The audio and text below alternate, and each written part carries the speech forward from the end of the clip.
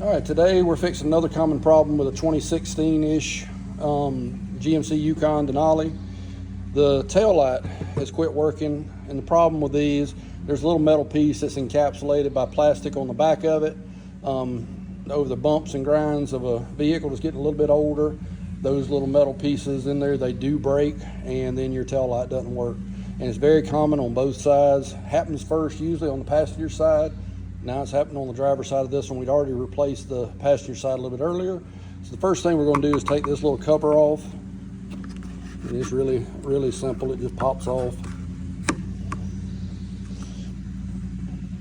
And once you've got your screwdriver in behind it, you can actually just pop this out and it'll come off just like this.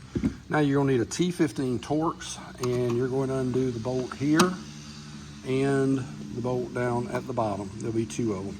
You'll do that, it'll slide out, and then I'll show you the clips you got to take off on the back.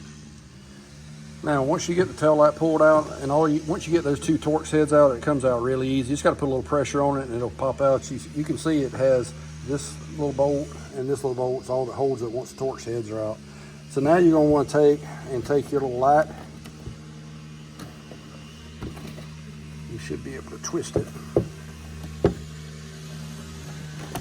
There you go.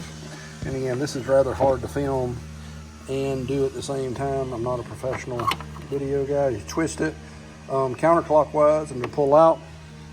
And then you have this little clip. You'll have to pull it out as well, and I'm going to have to get a little screwdriver to get the clip off. I actually didn't have to have a screwdriver to get that off, but I am going to have one to get this bottom off.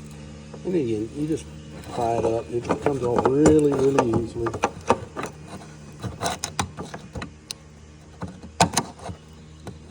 Keep working it, it'll pop off. There we go. Then you can take your tail light out. Now, as you can see, the new one's on the left, and I left the plastic on just to make sure it doesn't get any kind of scratches during installation. We can take that off really easily. The old one's on the right. They match really well. I got this off eBay for about, I think it was $56. But I'll put the link in the comments if I can find it still. Now, as you can see, I decided when I was in here, a lot of dirt and everything gets caught over the years behind there. I decided to clean it up a little bit in there while I was in there.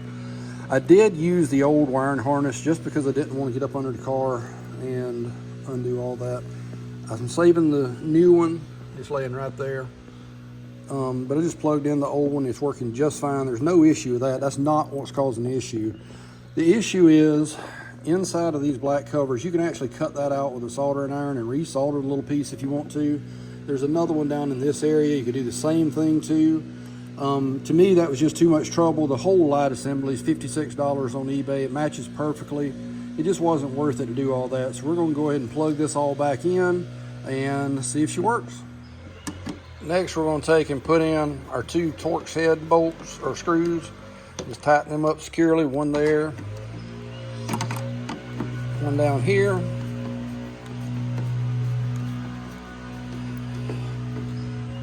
All right, you got that. And then you'll put your nifty little cover back on.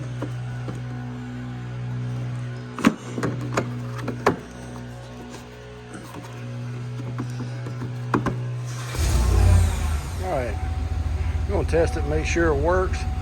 All right, brake light. Brake? Yes, that works. Left turn. That works. Right turn. Reverse. All right, put it in park.